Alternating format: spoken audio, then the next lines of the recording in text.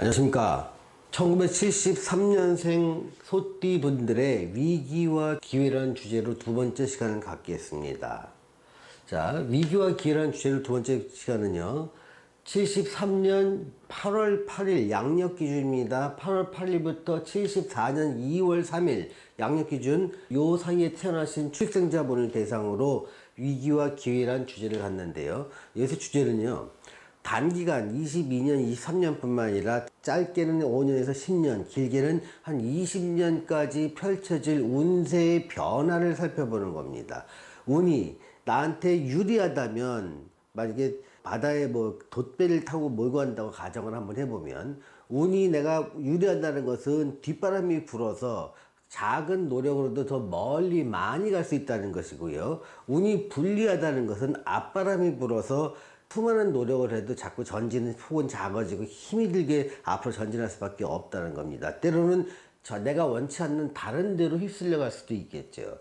운이 보통이라는 얘기는 바람이 없다는 얘기입니다. 그래서 도와주는 뒷바람도 없고 방해하는 앞바람도 없으니 온전히 내 노력과 항로에 따라서 내가 갈 수 있는 길을 간다. 항로를 잘못 잡으면 엉뚱한 데로 갈 것이요, 항로를 잘 잡으면 좋은 결과로 이어질 것이다. 이렇게 그냥 쉽게 비교를 해보면 됩니다. 그래서 앞으로 내 인생에서 내가 돛배를 운전하고 있는데 어떠한 바람이 불 것인지를 예측하는 것, 이런 걸로 요 시간을 받아들여 주셔도 좋습니다. 여기서 지금 말씀드리고 싶은 것의 요지를 갖다 보는 표는 이 표에 나와 있습니다. 이 표에는요, 가로축은 일간이라고 나와 있고, 일간이 유리한지 불리한지 나와 있고, 세로축은 대운이 유리한지 보통인지 불리한지를 나타내서 일간과 대운의 어떤 교차점에서 자기의 운명을 예측하는 것입니다. 먼저 일간이 유리한 분도 있고 불리한 분도 있습니다. 그럼 일간이 무엇이냐? 일간은요, 모든 사람이 갑을, 병정, 무기, 경신, 임, 계 이 10가지 중에 한 가지를 타고납니다. 두 가지도 아니고 딱 한 가지를 타고납니다. 이 한 가지가 이 갑을, 병정, 무기, 경신, 임, 계 이 10개 중에 하나인데, 이 2022년과 2023년 두 해에는 갑을, 병정 중에 하나의 일간이신 분은 좀 불리하고요, 무기, 경신, 임, 계인 사람 좀 유리하다는 얘기입니다. 자, 유리함과 불리함은 건강이나 활동 또 수입 측면에 있습니다. 자, 그러면 내가 일간이 뭔지 모르시는 분도 계십니다. 일간이라는 개념도 말도 처음 들어보는 개념이 있고요. 자기가 모르시는 분들은 자기가 태어나신 연, 월, 일을 음력인지 양력인지 구분하셔서 저한테 댓글로 달아주시면 제가 댓글로 일간을 알려드리겠습니다. 이렇게 일간을 여기서 알던, 자기가 알고 있던, 일단 난 22년과 23년 유리하다 불리하다 정도는 아시라는 겁니다. 예를 들어 내가 기일간이다 그러면 기일간은 유리한 쪽에 들어가니까 이쪽을 보면 되겠구나. 내가 갑일간이다 그러면 갑일간은 불리하니까 이쪽을 보면 되겠구나. 이거부터 결정을 하시라는 겁니다. 자, 두 번째 결정사항은요, 내가 대운이 동그라미 두 개나 한 개에 속하는 유리한 쪽인지 아니면 네모에 속하는 불리한 쪽인지 아니면 보통인지를 봐야 됩니다. 이걸 보는 방법은 이 표에서 설명을 드리겠습니다. 예를 들어서 내가 11월 25일 날 태어났다 그러면 11월 7일부터 12월 26일 요 사이에 태어나신 분들 요걸 보면 됩니다. 요 라인에서 남자분이라면 세모고 여자분도 세모네요. 자, 만약에 내가 12월 20날 태어났다 그러면 요 라인을 보면 됩니다. 12월 20날이면 남자분들은 불리하고 여자분들은 유리합니다. 그렇게 자기가 유리한지 보통인지 불리한지를 아시고 이 표를 관찰하는 겁니다. 만일 여러분들이 내가 대운이 유리한 쪽에 속해 있고 일간이 유리하다면 이쪽입니다. 기회를 잡으신 분들입니다.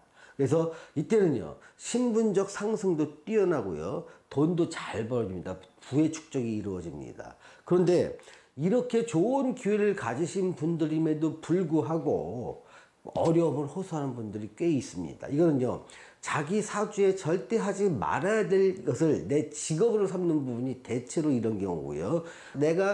나한테 정말 안 어울리는 삶의 모습으로 살고 있는 사람은 어려움을 호소합니다. 이때는요, 바꿔준다면 이렇게 좋은 길로 갈 수 있습니다. 이 좋은 기회를 놓치는 건 너무 인생이 아깝습니다.